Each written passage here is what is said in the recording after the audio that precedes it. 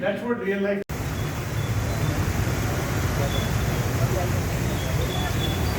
The team is monitoring the oxygen levels.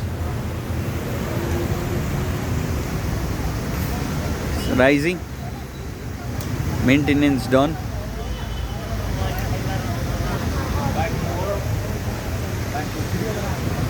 Other things, speed.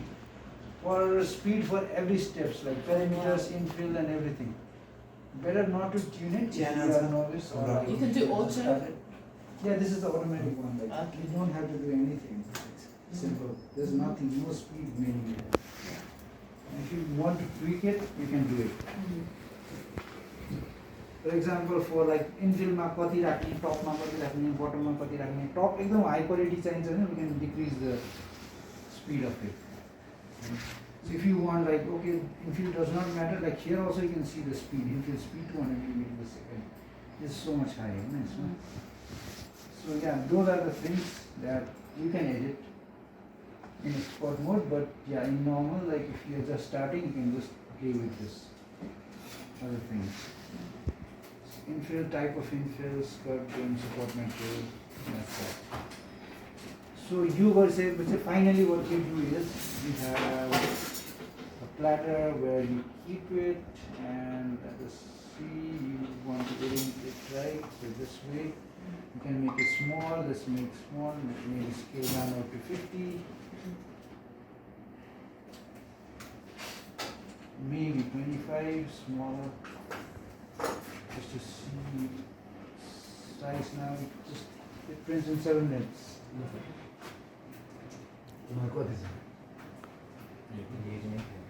What is the print time for oxygen files? 20 minutes राख्ने सानो गरे It works on 7 minutes. It's not right. 7 minutes नै गरिदिन्छ Let's see. Let's print. Let's do this one, right? कसरी 1 घण्टा लाग्यो And you must scale down size.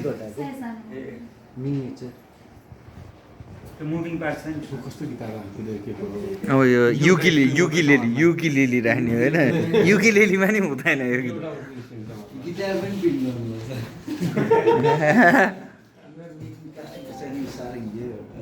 ए कहिले हो सारङ्गी रेटौला मौका मिले भेटौला SD card छैन त्यहाँ. I bring a SD card just to transfer. होइन तिमीले मोइस्चर मिटर चलाउँछ छ उही तल छ त्यो काठको लागि होइन यो बाहिरको मोइस्चर नो एल्गी रिएक्टरमा चाहिँ मोइस्चर होइन त्यो सलिड टिडिएस होइन टोटल प्रोवाला हो यहीँ पाउँछ केमिस्ट्री त्यो के अरे त्रिपुरेश्वरको त्यो टेकु होइन त्रिपुरेश्वरमा त्यो सर्जिकल लाइन छ नि हो त्यहाँ पाउँछ ए त्यो मोइस्चर चेक गर्न पाउँछ खोज्न जानुपर्छ तपाईँको स्पेसिफिक प्रडक्टलाई खोज्न जानुपर्छ दुःख चाहिँ पाइन्छ एक दिन चाहिँ जान्छ यही चाहिएको होइन दिमाग चाट्छ एक्ज्याक्टली त के थाहा भन्दा युनिसिल खोज्न गएको 1 हप्ता भइसक्यो युनिसिल भने चाहिँ एउटा प्लम्बिङ गर्दाखेरि चाहिँ तपाईँको सिल हुने क्या त्यो तपाईँको ट्याङ्क निपल हुन्छ नि ट्याङ्क निपल राखेको हुन्छ नि त प्लम्बिङ गर्दा ट्याङ्क निपल राख्नै परेन क्या अब पाइपै डाइरेक्टै जोड्न मिल्ने युनिसिल हुन्छ क्या लिकेजेसहरू हुन्न ट्याङ्क निपल त अब पाल बनाएर कनेक्टर बनाउँछ नि त यसमा चाहिँ युनिसिलमा चाहिँ पाल बनाइदिनुहुन्छ युनिसिल हाल्नुहुन्छ अनि एउटा सिधै पाइप राखिदिएपछि पाइप हल्लिँदैन क्या नो युनिसिल भने वासर क्या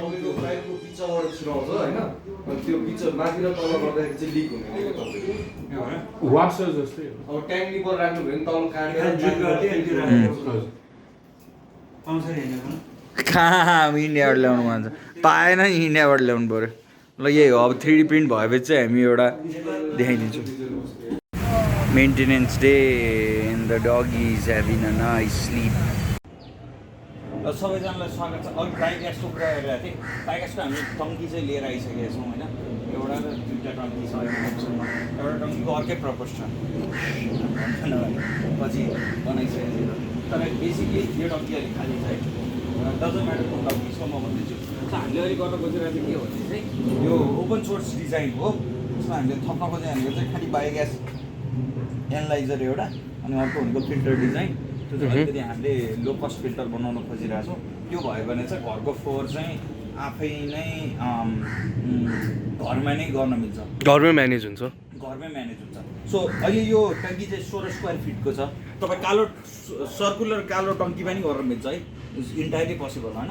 सो दुईवटा कुरा चाहिँ याद गर्नु पर्छ। तपाईँलाई 3टा पोइन्ट चाहिन्छ यहाँ चाहिँ यो बायोग्यास बनाउनलाई। एउटा ठुलो पाइप यहाँ चाहिन्छ एउटा सेम हाइटको, अर्को पाइप यहाँ डायगोनल चाहिन्छ एउटा अनि एउटा ट्रायङ्गलमा। सो इमेजिन गर्नु एउटा यस्तो ट्रायङ्गल जस्तो बनाउनुहोस् दिमागमा होइन, कल्पना गर्नुहोस्।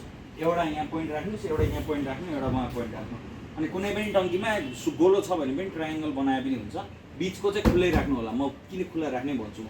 त्यसपछि यहाँ र यहाँ चाहिँ हामी पाल बनाइसकेपछि हाम्रो यो बायोग्यास तयार हुन्छ। भन्दाखेरि सिम्पल, गर्दाखेरि गाह्रो। म देखाउँदै जाउँला। तर हामीले चाहिँ यो टङ्की किनेर ल्याइसकेका छौँ। यसमा एउटा इम्पोर्टेन्ट कुरा चाहिँ छ, तपाईँले सेतो टङ्कीमा गर्न मिल्दैन। सेतो टङ्की भयो भने चाहिँ यो एलबी रिएक्टर बन्छ। कालो टङ्कीमा गर्नुपर्छ। अब हामी यसलाई सेतोलाई कालो टङ्की कसरी बनाउँछौँ भन्ने पनि छ।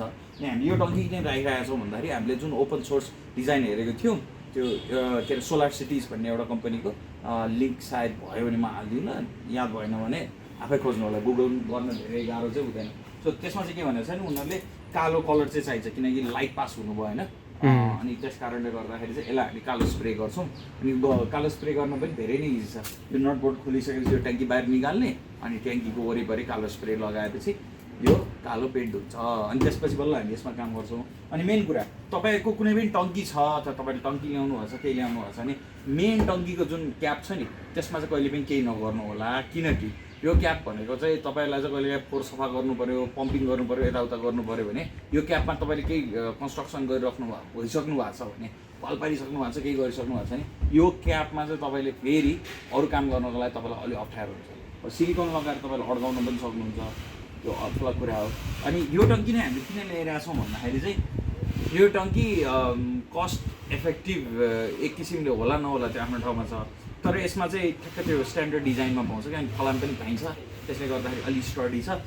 अब हेर्नुहोस् यसमा चाहिँ हामीले एउटा परिवारलाई 2 वर्षसम्म पनि यसलाई चाहिँ फुल्ली सफा चाहिँ पम्प आउट नगरिकन यसमा चाहिँ पम्प नराखिकन चाहिँ यो प्यासिभली यसले बायोग्यास कसरी बनाउँछ भन्ने चाहिँ हामीले टेस्ट आउट गर्दैछौँ। अब यो बनिसकेपछि तपाईँहरूलाई भिडियो देखाउन म जस्ट ओभरभ्यू दिनलाई चाहिँ भनेको। अब नेक्स्ट भिडियो चाहिँ प्रब्ली यसको सपिङ जाँदाखेरिको चाहिँ पार्ट सपिङ गर्दा कति पाइन्छ भन्ने होला। त्यो पनि देखाउँला। त्यो त तपाईँले देख्नै पर्ने कुरा हो। मोडलिङ भनेको अस्ति हामीले गऱ्यौँ 3D बनाउने सोलिड बक्समा, त्यो कुरा गऱ्यौँ। अर्को भनेको स्क्यानिङ गरेर चाहिँ तपाईँले डाइरेक्ट तपाईँले फाइलहरू निकाल्न सक्नुहुन्छ है 3D scanning.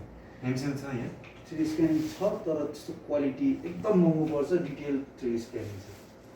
डिटेलको industrial 3D scanner भयो भने 50-60 लाख जति पर्नु हुन्छ।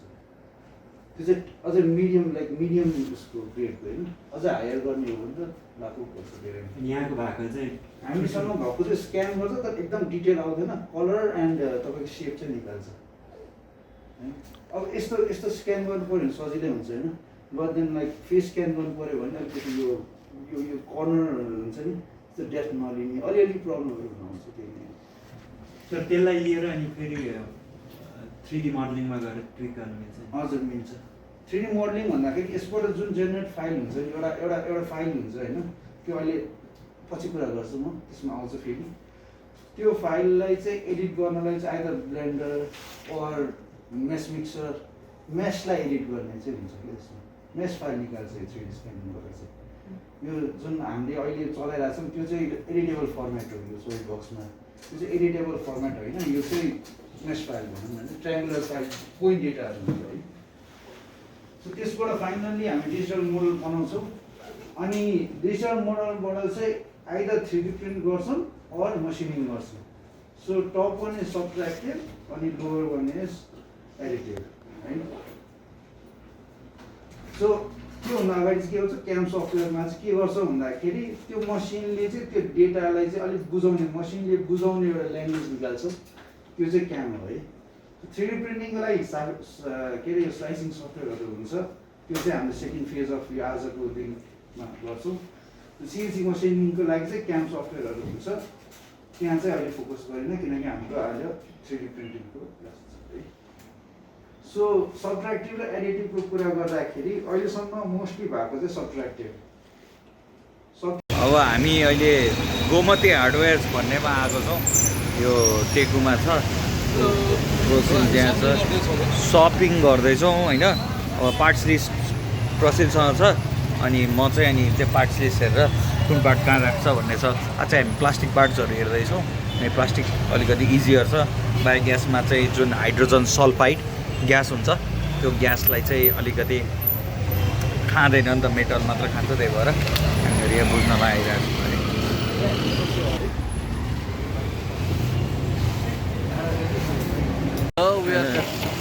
यो चाहिँ हामी टेकुमा छौँ होइन अनि एउटा पसल र अर्को पसल हेर्दै जाउँ होइन अब यहाँ चाहिँ यो पाइप हो अब 2 इन्चको पाइपहरू खोज्दैछौँ अब 2 इन्चको पाइप लिस्ट निकाल्नु नि यार मलाई यादै छैन